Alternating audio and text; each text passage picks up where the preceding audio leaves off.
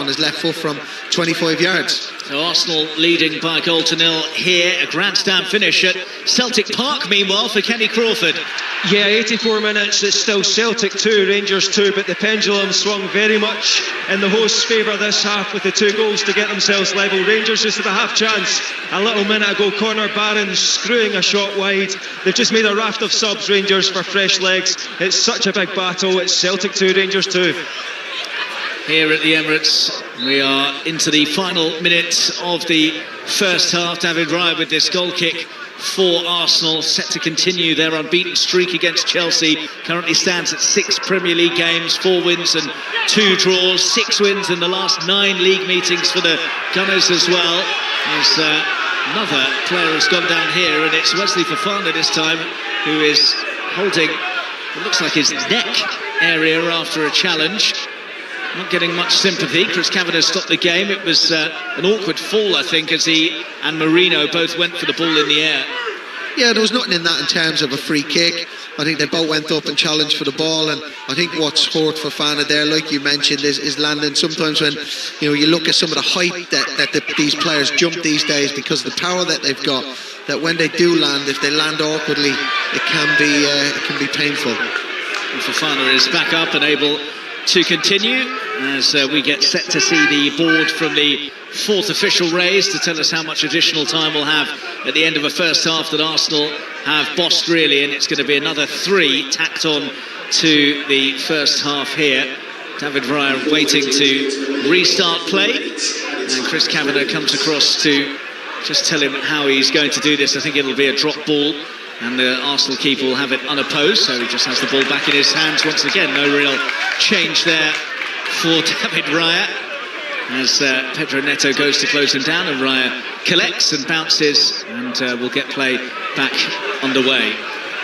Now he rolls it out into the D of his area. Neto will go to close him down again, and Raya will launch it long into the Chelsea half. Marino up against Colwell, he can't win it. Fofana is there for Chelsea. Partey stretching, thought he was fouled by Enzo Fernandez. Play on though as it's ballooned into the Arsenal half.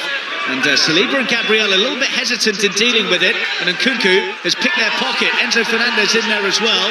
Both players appealing for a free kick, but Arsenal have come away with it with Martinelli on the right flank. Cucurella tries to block him off and just stumps his progress briefly. Mikel Arteta telling his players to calm it down and slow it down, but Martinelli's got a really good ball in. Sanchez has clawed it away, not very far.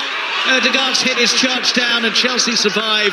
Arsenal looking for a second on the stroke of half-time again. Not convincing goalkeeping from Sanchez. He did just enough to get a glove on it to take it away from a couple of Arsenal players who were waiting for it, but it could easily have fallen for another Arsenal player to make it 2-0. That instance there with Sanchez, it was very, very similar to the one that happened earlier in the half, where the ball's curling away from him. He can't come and claim it, but he doesn't punch it. He gets a hand on it and pushes it right down into the danger area. He's lucky again. I think his decision making is poor on whether he should be punching or whether he should be claiming it. And it was quite obvious the ball was moving away from him there. He wasn't able to catch it, so get punch on it and get some distance. Free kick for Arsenal inside their own half as we go into the final added minute at the Emirates. It's bounced away of Trossard on the left wing. He's got 2 players coming across to deal with him, and there's been another goal at Celtic Park. Kenny Crawford. Unbelievable drama. It's Celtic 2, Rangers 3, and one of the subs that just came on, Hamza Egaman, the Moroccan, 23 years old, has stumped it into the top right-hand corner. Mistake by the Celtic defence. He took advantage. It's Celtic 2, Rangers 3. What a week it could be for Rangers, through to the Europa League quarter-finals and leading Celtic by 3-2 at Celtic Park as well.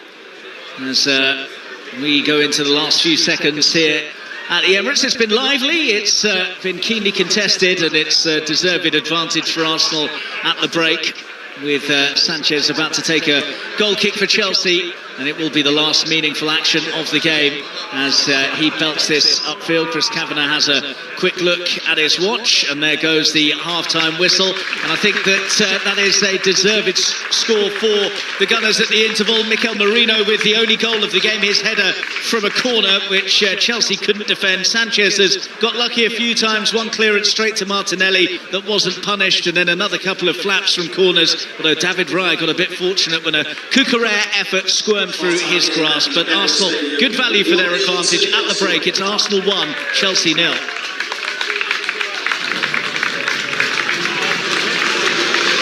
Well, I think that it's a fully deserved lead that they've got. I think it could be even more.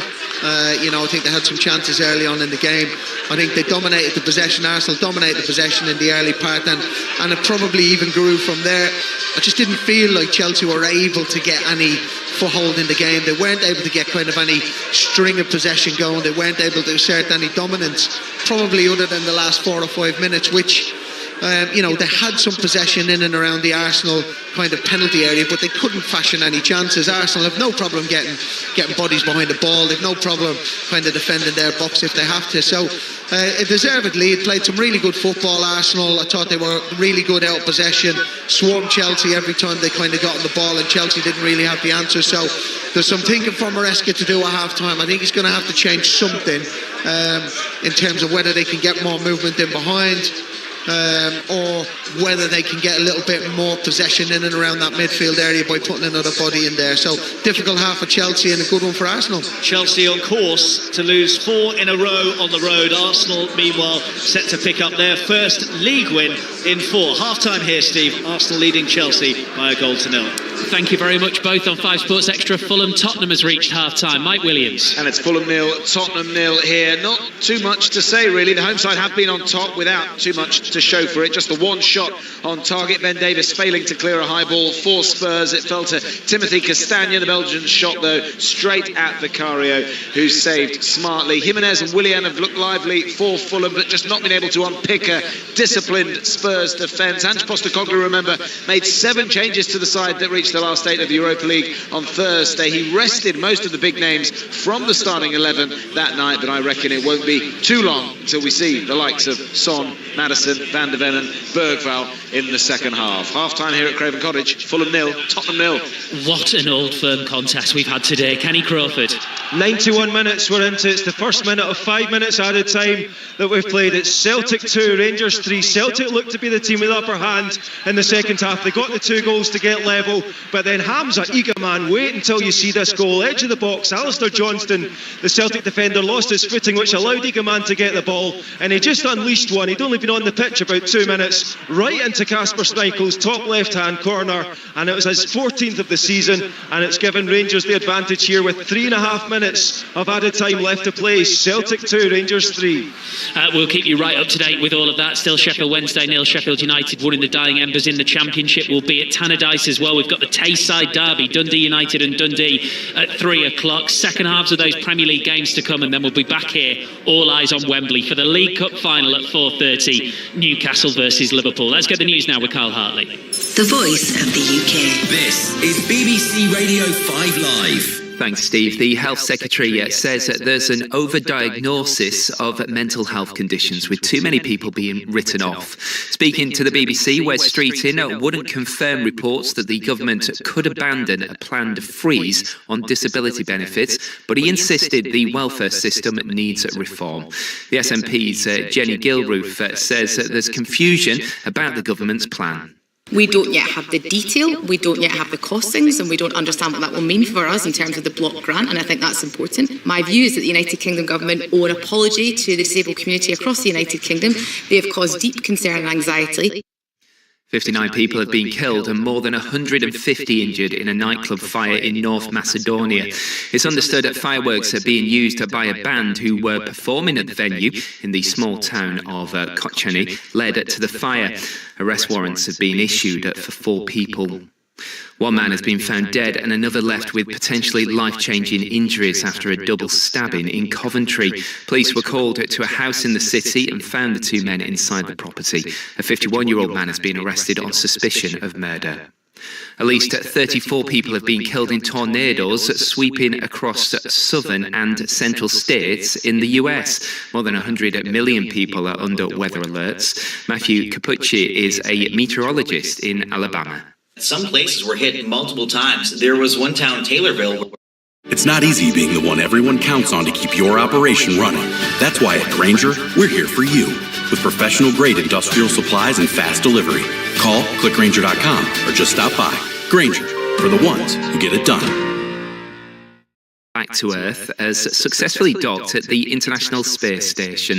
Butch Wilmore and Sonny Williams have been stuck in orbit for 9 months. The original mission was meant to be just 8 days. They're due back on Earth next week. On BBC Sounds, good things come to those who don't wait. Like Desert Island Discs. So let's get started. Your first choice, what's it going to be? You're Dead to Me. The comedy podcast that takes...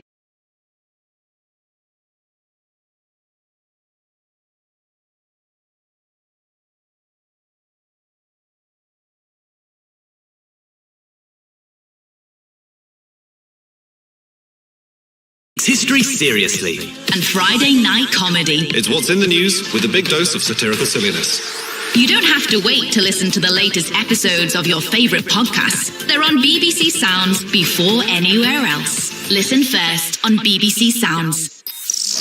This is 5 Live Sports with Steve Crossman. Listen on BBC Sounds.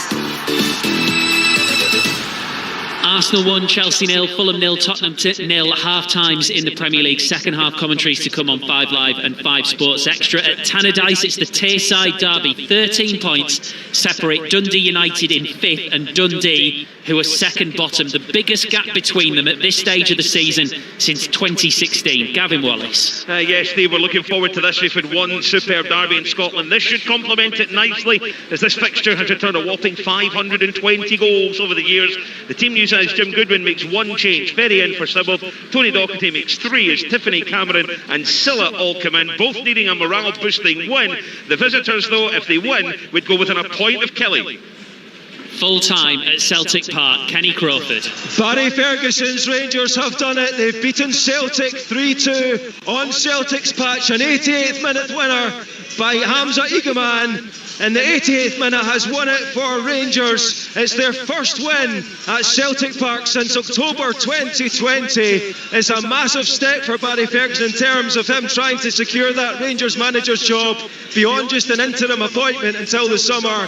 They've progressed in the Europa League. Now they've beaten Celtic. It's only the 3rd time Brendan Rodgers has lost to Rangers in 22 matches. That shows what his record was like up until today. Rangers were 2-0 up in the first half. An early goal after 4 minutes by Nico Rask, and then Mo Diomande, the Ivory Coast midfielder, made it 2 on 37 minutes. Then at the start of the second half, it flipped. Daisen Maeda, his 28th of the season, made it 2-1 Rangers. Celtic had pulled one back, then they pulled the second one back on the 74th minute. Ryo Hatate, another Japan international, his 8th of the season. But Hamza Egeman on in 85 minutes as a sub and scored in the 88th minute, his 14th of the season. It was a wonderful strike, fitting to win any game, and what a battle it's been. 2,400 Rangers fans were here to see it. They're surrounded by a net for safety reasons, but they're absolutely jubilant as the Rangers fans now see the team come towards them. Celtic 2, Rangers 3. It's all over at Hillsborough. Sammy Rudgeravajula. Sheffield Wednesday 0, Sheffield United 1. Rhian Brewster has played for 4.5 years for Sheffield United. It's a career that's been tainted with injury in striped colours, but he has got the winner here, tapping in from 64 minutes. He gets the winner in the end, and Sheffield United move back to second in the table. Sheffield Wednesday 0, Sheffield United 1. It's still 0-0 in the Women's Super League between Crystal Palace and Aston Villa. That's bottom versus second bottom. The other game today kicks off at 3 o'clock. Tottenham can leapfrog Brighton with a win today. Emily Herbert. And it's a deal-breaker game for Spurs boss Robert Villeham. If they want to finish in the top 5 this season, they make 2 changes. Top scorer Bethany England is sidelines with a quad injury, and Charlie Grant misses out with concussion. Thomas and Milden come in. As for Brighton, they've been inconsistent, unbeaten at home but struggle on the roads. They've never beaten Spurs in London but do have Maisie Simmons, who returns from suspension, while Vicky Losada is dropped. In Rugby League, Lee Leopards host Batley Bulldogs in the Challenge Cup this afternoon. Lee have made a really good start to the Super League season. Can they continue that form in the Cup? Ian Chisnell. They will be massive favourites to see that it does against a Batley side flying the flag as the only non-Super League side still standing. The Bulldogs, though, have unbeaten themselves despite a crippling injury crisis. But with the shock exit of neighbours and holders Wigan last night, Lee will be fancying a speedy return to Wembley, having lifted the famous trophy in 2023. A strong Leopards should have far too much for Batley. We go from 3. In rugby union, the Premiership's women's rugby final this afternoon is Gloucester Hartpury against Saracens, who are looking to make it 3 titles in a row. Adam Whitty. Yeah, the top 2 in the regular season meet in the showpiece final at the StoneX Stadium. Gloucester Hartpury, as you say, Steve, going for a historic three-peat, but they also want to give head coach Sean Lynn a fairy tale goodbye as he takes up the Wales job ahead of the Women's Six Nations. They're unchanged from their semi-final win over Bristol. Saracens seeking their 15th English title, their first for 3 years. One change for them, Gabrielle Senft comes into the back row. Will it be the new kids on the block or the old giant of English women's rugby who triumphs today? Kick off at 3. Golf next, final round of the Players' Championships. Rory McIlroy is in the mix. Ian Carter is at Sawgrass, getting underway. Hi there. Sorry to interrupt. Interruptions can be quite annoying, like a stuffy nose, getting in the way of your day. Wow! Afrin No Drip is here to provide ridiculously powerful nasal congestion relief fast for up to 12 hours. And it stays right where you spray it, with no drips all day. That's why we call it Afrin No Drip. Afrin, the wow is real. Use as directed. Akshay Bhatia, the American, has birdied the first 2 holes. He's got into the group at 10 under par, but McIlroy just 1 behind as he plays the 3rd. There's commentary of the final round on 5 Sports Extra that will start after full time at Fulham. Then after that, live tennis from Indian Wells. Mira Andreeva against Arina Sabalenka in the women's final. British number 1 Jack Draper faces Holger Rune in the men's final. After that, full commentary from California on 5 Sports Extra and BBC Sounds. Checkered Flag podcast is out now after Lando Norris victory in the first race of the season. And you're up to date. Right, I'm delighted to say that we've got a couple of minutes now before second half commentary from the Emirates to speak to our special guest this afternoon inside the commentary box, Newcastle midfielder on loan at Portsmouth. Isaac Hayden is with us. Good afternoon. Good afternoon. Thank you very much for having me on. Oh, no, we're so excited to have you. Insert obligatory question about what a trophy would mean to Newcastle. Oh, the world. I mean, the support up there is fantastic. As you can see, the atmosphere is building outside the stadium, and yeah, it's going to be an amazing occasion. And you know, if we manage to get it over the line, it could be a national Geordie day, I think. I mean, there'd be parts that wouldn't accept that, but long parts that would as well. I mean, you know all of these players so well, and in the hour build-up to kick-off, we'll talk about loads of them in detail. But I just wonder, when you think of a major cup final, are there 1, 2, 3 players that in your mind immediately jump out as being absolutely ready for an occasion like this? Yeah, I mean, Bruno Guimaraes, I think, if he turns up today, I think could be a major factor in the performance of Newcastle. And I think we've seen in previous games how important Joe Linton is as well. Obviously, I played with Joey a few years, and I just know how important he is to this team and what he brings to the team. So I think those 2 in particular, if they can be on top of their game, I think Newcastle have got a fantastic chance today. How pleased would you be for Eddie Howe if he was to be able to win this today? Yeah, I mean, Eddie's a special guy. Obviously, I only had a few games under him, but as I said, I thoroughly enjoyed my time working under him. We still have occasional chats now, even though I've not been at the club for a couple of years. But yeah, I think for him to be able to go and do it, which other managers haven't been able to for so long, I think it put him in a special place in Newcastle fans' hearts. Where are we right now then? So it's 2:30, so we're 2 hours from kick-off. What will he be doing? What will the players be doing at this stage before a big game?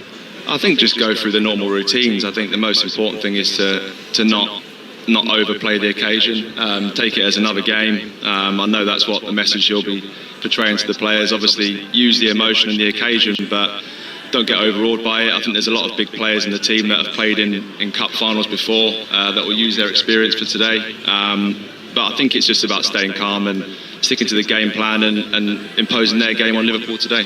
You've also played against pretty much all of these Liverpool players that we'll see this afternoon as well, so I'm going to save playing against Mo Salah for a little bit later, I think. But in the round, this Liverpool team are outstanding. Do you think they might... Is one way in for Newcastle if Liverpool might be a bit leggy after midweek?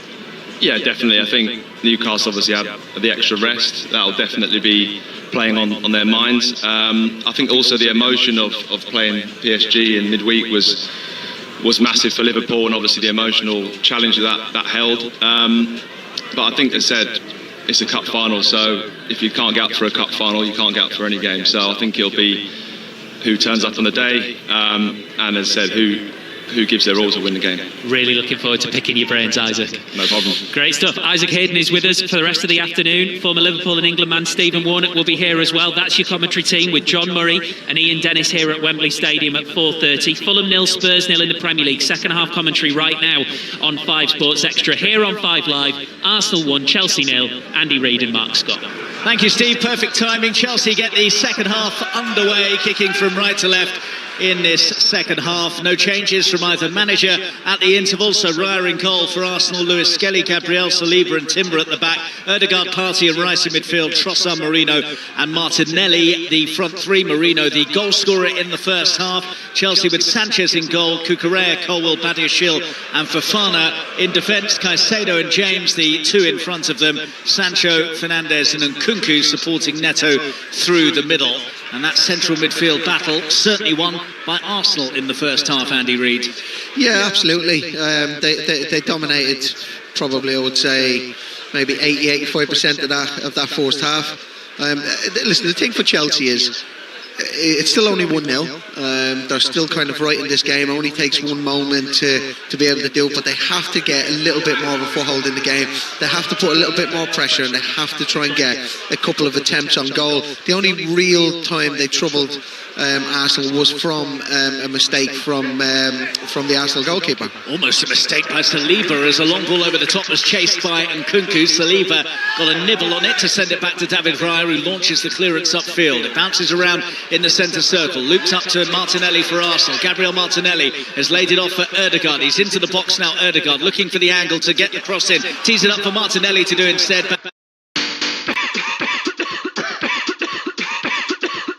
Got a cold?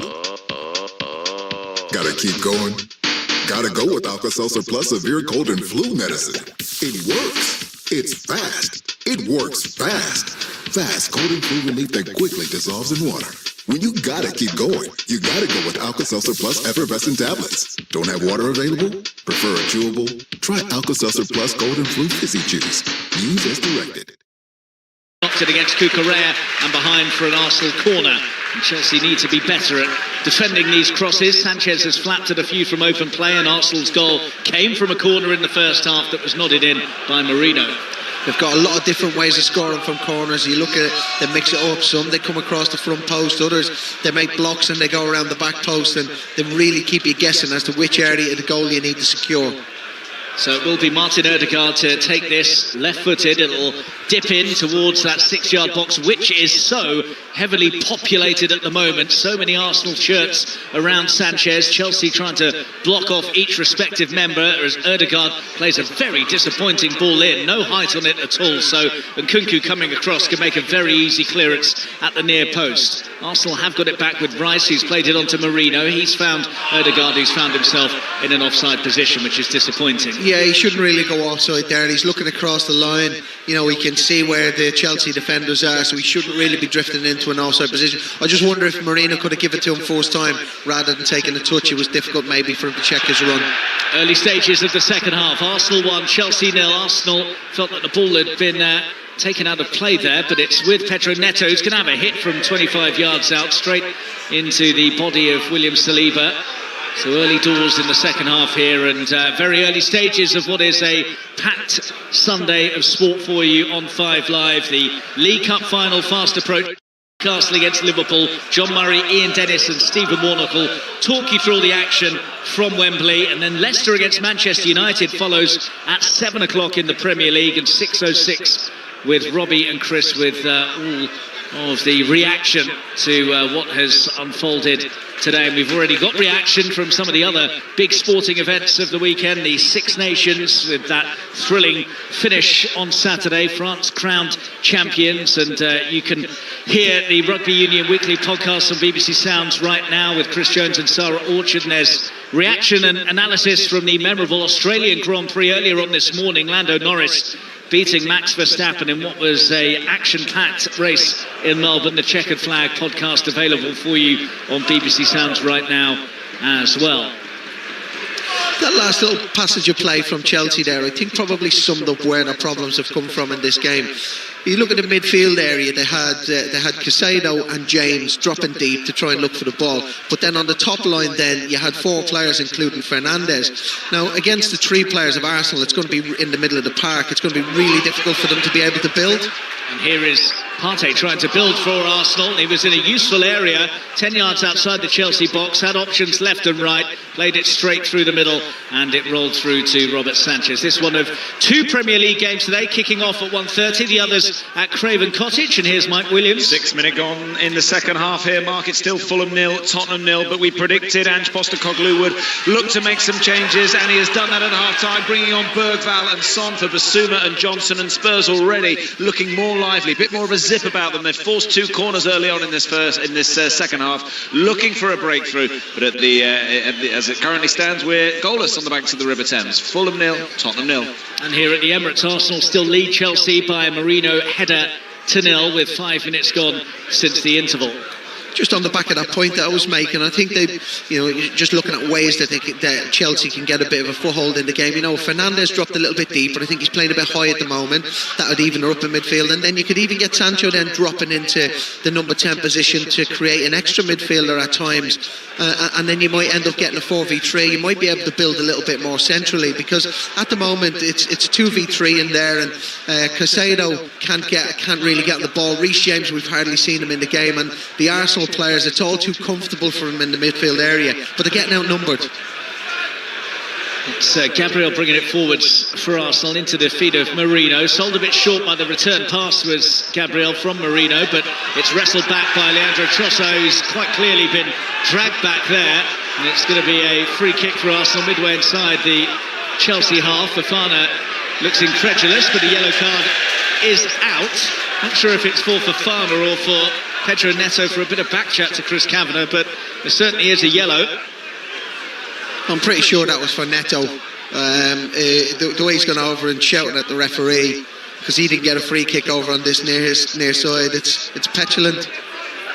Yeah, confirm that it's dissent for Neto that has led to that caution coming out from Chris Kavanagh. Going back to your earlier point about the midfield not quite working for Chelsea, is it too obvious to say no Cole Palmer means that they've got no real clue as to what to do in that vicinity? Because this is the first Premier League game. They haven't had him since April of last year when they were beaten 5-0 here. He definitely does like to come and get the ball, and he takes up them pockets really well, attaches himself onto midfield, drifts into the little pockets, which is sometimes very difficult to mark. So I do think it is a decent point, but there's no reason why Fernandes can't drop a little bit deeper to try and help that midfield out. I just think he's playing too high at the moment, and it's not allowing Chelsea to get any foothold when they're trying to build. When the ball goes forward and when they get it wide, Fernandes can get forward then, but in the build he needs to drop deeper. Arsenal have taken a free kick and sent it wide to Trossard, who's got a low ball in, and Badiashile sticks out a boot to balloon it behind for an Arsenal corner. That was nicely worked by Arsenal and well defended by Badiashile. Trossard, for somebody who, he doesn't appear to be really, really quick. He's brilliant at getting a half a yard, and he slows defenders down, speeds them up, moves the ball really well, and more often than not gets a delivery into the box. Really good play going on the outside, wins his team a corner. So Arsenal with this corner out on the left flank, just in front of the Chelsea supporters as it's going to be taken, and Arsenal have 3 players at the far post who now start to swarm towards the centre of the goal, and the heads went up. Chelsea get a bit fortunate as it bounces the way of Pedro Neto, surging away, and Partey gets back at him just about the right side of the law as he made the challenge, and then Timbers lunged in on Pedro Neto. The Arsenal fans love that. Chris Kavanagh saw it as a fair challenge. Pedro Neto on his knees looking pleadingly at the 4th official, who looks away from him. He gets nothing for that, and Timber has it for Arsenal. Rolled into Merino, who just beats himself with a miscontrol, and it's cleared by Badiashile. But that's got the home fans going, that challenge, and that has brought a yellow card from Chris Kavanagh, the challenge by Gabriel, which was late and clumsy, and he is booked. Yeah, he can't have too many complaints about that. I think it's a booking. Reece James has got there before him. Gabriel's felled him as he's followed through. But going back to the Neto one a couple of minutes before, I can't understand what he's complaining about. He's getting up, he's moaning at the 4th official, he's moaning at the referee. Lewis Skelly tracked back brilliantly well, and he won the ball. And he won the ball quite cleanly as well. And it's just a bit of petulance from Neto. Just get on with the game and try and get your team back into it, because he's a brilliantly talented player. We want to see him in possession rather than up moaning at referees all the time. Free kick then for that foul by Gabriel that saw him become the first Arsenal player in the book, and Levi Colwill will take it with 10 minutes gone since the break, and Arsenal still comfortably holding on to this 1-0 advantage given to them by Marino's header. And Marino is being accused by Caicedo of a naughty challenge. It will just be a free kick. Chelsea hoping for further punishment for Marino. It's been really scrappy start to the second half. No team has really kind of asserted any dominance. No one's really kept the ball. There's been lots of fouling, kind of bit petulance, lots of moaning. The game hasn't quite got going in the second half yet. Cucurella chasing a long one over the top, watched well by Timber, and his header just plops out for a throw to Chelsea, midway inside the Arsenal half. Chelsea looking for a leveller here in a game that they've been second best in, and nearly a errant pass from Badiashile that Marino was able to capitalise on halfway, but Chelsea have got it with Nkunku.